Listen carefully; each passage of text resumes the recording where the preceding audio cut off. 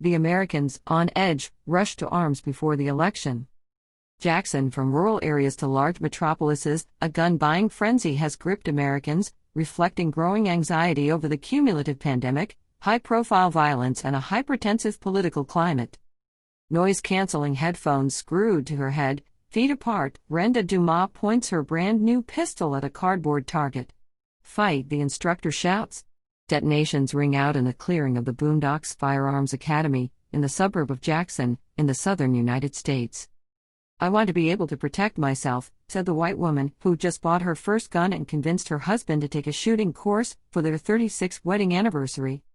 "I feel a little less safe because of all the violence you see on television, with which I philosophically disagree," she told AFP.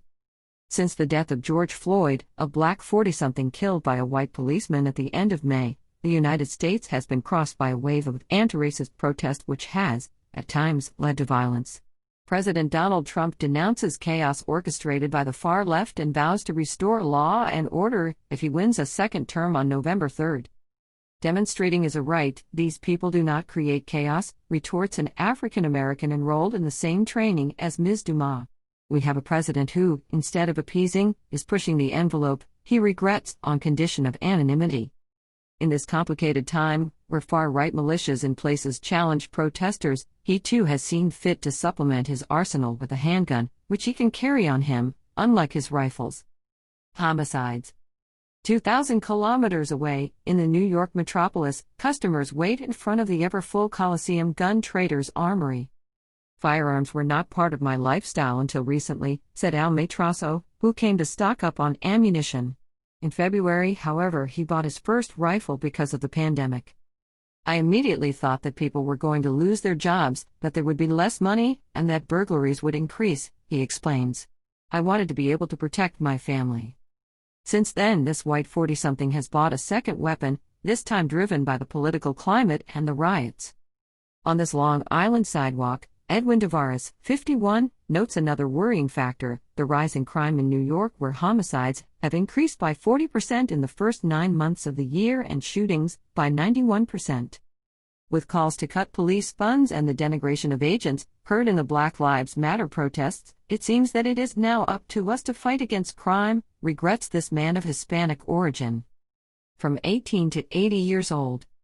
Inside the store, owner Andrew Kurnoff couldn't get over seeing so many customers. "It's been going on since February. It's the longest trend I've seen in my entire career. It's crazy." According to him, all profiles intersect in his armory from 18 to 80 years, from the garbage truck driver to the office worker. "Right now, there are so many new buyers that manufacturers are struggling to keep up," adds Chad Winkler, manager of the Boondocks Academy. "There are shortages of arms and ammunition all over the country," he notes. As a result, prices are soaring. One of his clients says he paid $800 to buy a semi-automatic rifle that usually costs $499. And in New York City, where gun laws are stricter than in Mississippi, license applications are increasing. "Usually it takes 6 months, now it's more like 14, said John DeLoca, owner of the Seneca shooting range in Queens. Stocks. Federal police statistics on requests for criminal background checks, mandatory for purchases of weapons in stores, confirm this rush. On average 2.3 million per month in 2019, they rose to 3.9 million in June, a historic record. After the election, things should calm down. People don't have that much money, DeLoca said. Chad Winkler reminded him that there is a peak before each election.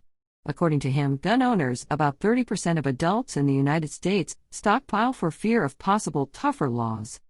Democratic candidate Joe Biden, who wants to ban assault rifles, is causing concern among Alicia Brewer, who has come with her husband to Boondocks Academy to learn how to use their brand new AR-15. "We want to keep the rights guaranteed by the Second Amendment to the Constitution," she adds, before lying down to train. "Whatever the motivations of buyers, one thing is certain, our sector is going to have a good year," said Mr. Kurnoff in his New York armory. "It's awesome," he adds. "But if you look at it as a reflection of what's going on in the country, it's sad actually."